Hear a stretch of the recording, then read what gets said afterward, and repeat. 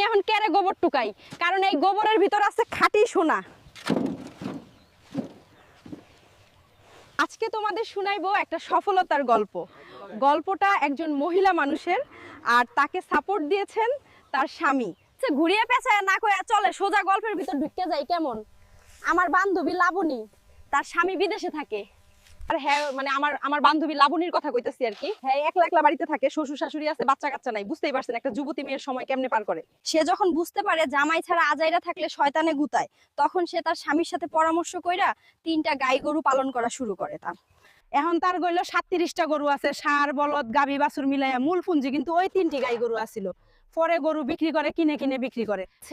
আর এই সবই হয়েছে সূক্ষ্ম পরিকল্পনা ও সঠিক পরিশ্রমের ফলে। সে এখন প্রতি বছর 25 থেকে 30টা গরু ক্রয় বিক্রি করে। সব রকম খরচ বাদ দিয়ে। কি চমকায় গেলেন?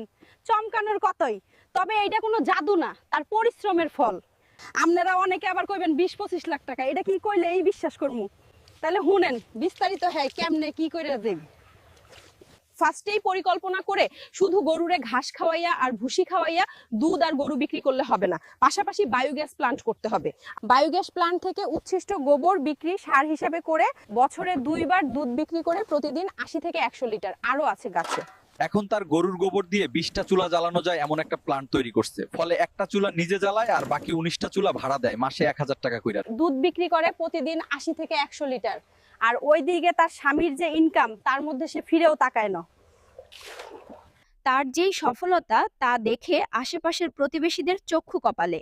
সবাই বলাবলি করে, আকরামের বউ এগুলো করছে কি? এই যে দেখতেছেন আমি গরু পালন করছি, এইগুলোও কিন্তু লাবণীর সফলতার একটা অংশ।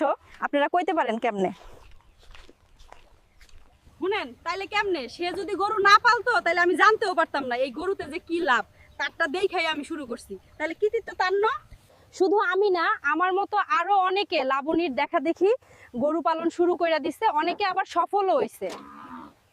তো চলেন লাবণীর বছরের আয় ব্যয়ের একটা হিসাব দেখি। দুধ বিক্রি করে লাবণী বছরে 20 লাখ টাকা আয় করে। বায়োগ্যাস থেকে 2,20,000 টাকা, বায়োগ্যাসের উচ্ছিষ্ট গোবর বিক্রি করে 3 লক্ষ টাকা, গরু বিক্রি করে 20 লাখ টাকা ইত্যাদি। এই হলো মোট প্রায় 45 লাখ টাকা। এইবার চলেন লাবণীর ব্যয়ের হিসাব একটু দেখে আসি। চলেন এইবার লাবণীর খামারে ব্যয়ের একটা হিসাব দেখে আসি। প্রতি বছর গরু কিনা বাবদ খরচ আছে 10 থেকে 12 লাখ টাকা ধারে।